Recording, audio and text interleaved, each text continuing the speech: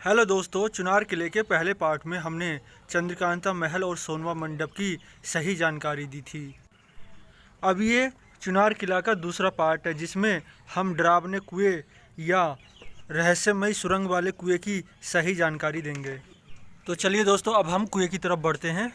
स्थानीय भाषा में कुएं को बावड़ी कहते हैं। यह कोई साधारण कुआं नहीं है, लेकिन इससे जुड़ी बहुत सारी अफवाहें भी हैं। तो आज हम क्या सच्चाई है, क्या अफवाह है, इस पर भी बात करेंगे। यह कुआं 200 फीट गहरा है और 17 फीट का इसका व्यास है। इसी बात से अंदाज़ा लगाया जा सकता है कि यह कुआं कितना बड़ा और कितना खास है। कई सौ साल पुराने इस कुएं की बनावट पर ध्यान दीजिए, कितनी महीनता से इस पर काम किया गया है। कुएं में अभी भी पानी है और नीचे एक रास्ता दिखाई दे रहा है। दोस्तों, एक समय था कि इस किले की शान हुआ करती थी। यहाँ आम आदमी का आना सख्त मना था। आज़ादी से पहले यह किला विक्रमादित्य, पृथ्वीराज चौहान, मुगल काल और शेरशाह सूरी के बाद अंग्रेज़ों के अधिकार में भी रहा। इस किले की कभी शान हुआ करती थी, लेकिन अब यह किला एक जर्जर स्थिति में है। भारत सरकार का इस पर ध्यान न देने के कारण इसका कोई रखरखाव नहीं है और इसकी काफ़ी इमारतें टूट चुकी हैं और कुछ टूटने की कगार पर हैं। जिस पथ पर हम चल रहे हैं, कभी यहाँ राजा महाराजा भ्रमण किया करते थे। ये टूटी फूटी इमारतें पुरानी और जर्जर जरूर हैं, लेकिन ऐतिहासिक हैं। इस किले को देखने के लिए कोई टिकट नहीं लगता है, इसलिए इसका कोई रखरखाव भी नहीं कर रही सरकार। अब हम कुएं की सुरंग में चलेंगे और देखेंगे नीचे से कुआं कैसा लगता है। तो चलिए चलते हैं।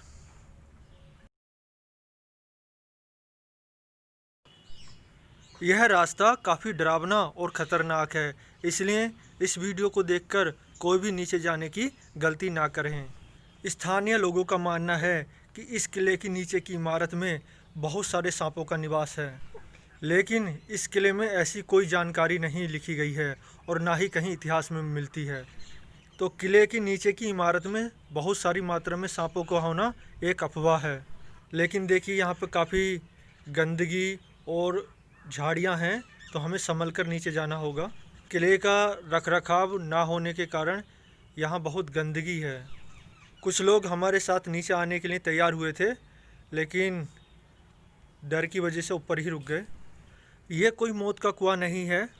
चंद्रकांता सीरियल में राजा शिवदत्त का मौत का कुआं इसी कुआं को माना जाता था, इसलिए तब से इसको मौत का कुआं कहा जाता है।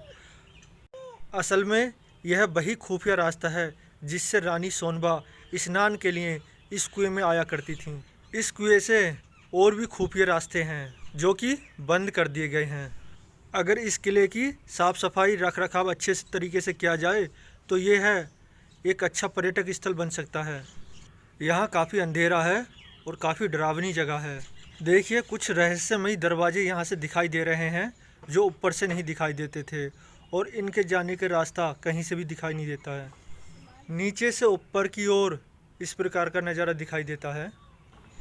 देखिए, यह वो गेट है जहाँ से रानी की सेविकाएं रानी के नहाते समय ध्यान रखती थीं। इस कुएं की एक बहुत बड़ी विशेषता यह है कि सुरंग के माध्यम से इस कुएं में पानी गंगा नदी से आता है। देखिए, सीढ़ियाँ लगभग टूट चुकी हैं, इसलिए बहुत संभल कर चलना है। जो लोग ऊपर रुक गए थे, देखिए नीचे आने की उन्होंने हिम्मत दिखाई। चुनार किले की अगली वीडियो में हम मुगल काल के फांसी घर और अंग्रेज़ों के समय के फांसी घर को देखेंगे।